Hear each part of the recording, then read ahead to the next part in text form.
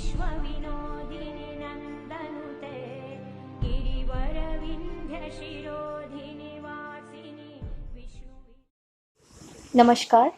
माँ धूमावती ज्योतिष अनुसंधान एवं सेवा संस्थान में आप सभी का फिर से बहुत बहुत स्वागत है।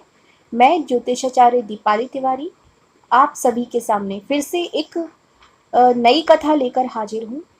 पिछले वीडियो में मैंने बात की थी माँ धूमावती के प्राकट्य के बारे में, जन्म के बारे में। आज हम उनके जन्म से संबंधित दूसरी और तीसरी कथा के बारे में बात करेंगे।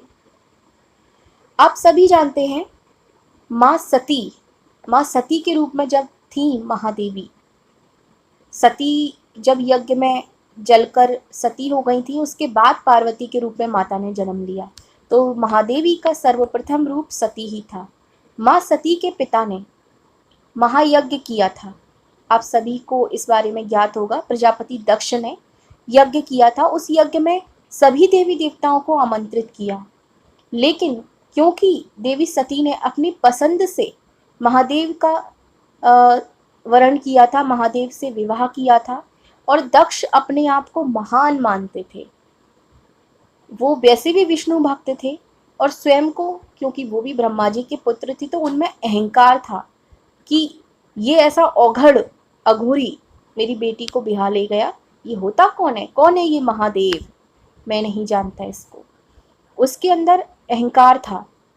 तो उन्होंने सभी देवी देवताओं को उस महायज्ञ में आमंत्रित किया।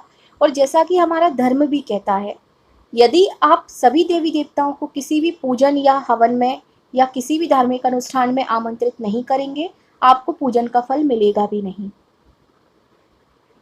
तो इस आमंत्रण का जो संदेश था वो नारद जी ने माता सती तक पहुंचाया कि माता सती, आपकी सभी बहनों को, काफ़ी सारी बहनें थी वो, तो आपकी सभी बहनों को और सभी दुनिया की सृष्टि के सभी देवी देवताओं को आपके प्रजापति दक्ष जो पिता हैं आपके, उन्होंने आमंत्रित किया है।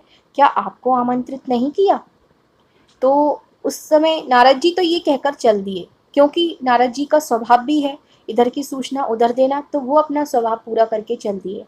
अब माँ सती इस पर विचार करने लगी कि चाहे जो भी हो, क्योंकि वो मेरे पिता हैं, भले ही मुझसे रुष्ट है, लेकिन मैं तो उनकी बेटी हूँ। अगर मैं उनके यज्ञ में जाऊंगी तो वो मुझे भगा थोड़ी ही देंगे। मैं उनसे अपना हक मांगूंगी कि मेरे पति को भी इस यज्ञ में आमंत्रित करके अपना स्थान, उनका स्थान प्रदान करिए। तो उन्होंने, क्योंकि अब वो पतिव्रता नारी ठहरी, बिना पति के पूछे वो जा तो सकती नहीं है, तो उन्होंने महादेव से पूछा कि पतिदेव महादेव, मैं अपने पिता के इस यज्ञ में जाना चाहती हूँ। महादेव ने उनको समझाया कि देवी, क्योंकि अब आप एक विवाहित नारी हैं और विवाह के बाद पुत्री को कभी भी बिन बुलाए अपने पिता के घर नहीं जाना चाहिए, और वो भी ऐसे अनुष्ठान में जिसमें उन्होंने सभी को आमंत्रित किया है और आपको नहीं किया। तो ये तो आपका अपमान हुआ ना, आप बिन बुलाए कैसे जा सकती हैं? मेरा भी अपमान होगा, क्योंकि अब आप मेरी अर्धांगिनी हैं। महादेव ने हर तरीके से माता सती को समझाया, लेकिन वो नहीं मानी। उन्होंने महादेव को एक वचन बोला, एक वाक्य बोला, प्राप्स्यामि यज्ञ भागम व नासिष्यामि व मुखम।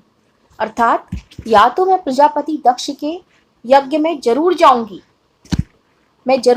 और वहां से या तो आपके लिए यज्ञ में एक हिस्सा मांगकर आपको वहां पर आमंत्रित करवाऊंगी, और नहीं तो मैं उसी यज्ञ में जलकर मर जाऊंगी, लेकिन मैं लौट कर नहीं आऊंगी। आप निश्चिंत रहें, मैं आपका अपमान नहीं होने दूंगी। तो महादेव ने जब ये सुना तो वो गुस्से से आग बबूला हो गए। उन्होंने कहा, सती तुम अपनी हद लांघ रही हो, तुम नहीं जाओगी मतलब नहीं जाओगी। लेकिन लेकिन माता भी तो महादेवी थी।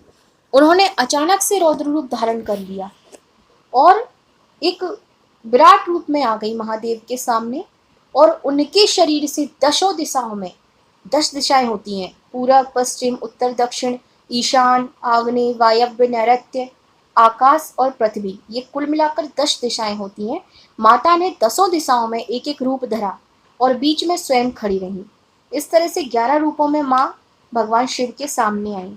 तब भगवान शिव ने कहा, हे देवी, आप मुझ पर क्रोध ना करें, मैं आपका पति हूँ, और इन 10 रूपों का रहस्य बताएं। तब माता सती ने बोला कि प्रभु, विद्या 2 तरह की होती है। मैं जो शक्ति हूँ, शक्ति 2 तरह की होती है, एक विद्या और एक अविद्या। अविद्या जो इंसान को मोह में, बंधन में डालती है।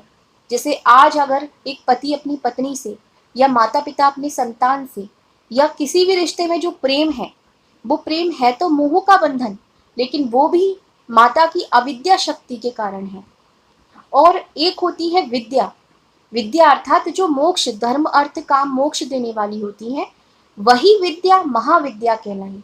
तो माता सती ने बोला कि प्रभु, ये मेरी 10 महाविद्या हैं, जो कि 10 मिलकर, यानी कि 10 में से किसी एक को या 10 को आप भजे, आप धर्म अर्थ काम मोक्ष पाएंगे।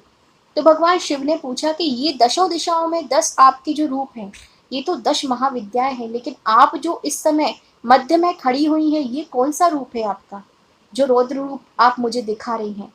तब माता ने कहा, मैं भैरवी रूप में हूँ। भैरवी रुद्र अवतार है माता का। तो इस तरह से एक तो ये हो गया, ये दूसरी कथा है माता की, ये भी देवी भागवत पुराण में दी गई है। और तीसरी और अंतिम कथा, क्योंकि जैसे धूमावती माता की बात हो रही थी, इन्हीं 10 महाविद्याओं में से सप्तम विद्या माता धूमावती हैं, जो कि पूर्व दिशा की स्वामिनी बोली जाती हैं। हर 10 महाविद्याओं में हर देवी एक दिशा की स्वामिनी है। इसके बाद कई शास्त्रों में, कई ग्रंथों में हमें एक आखिरी कथा ये भी मिलती है कि जब सती दक्ष यज्ञ में गई और वहां पर जब वो यज्ञ में जलकर मर गई, तो उनके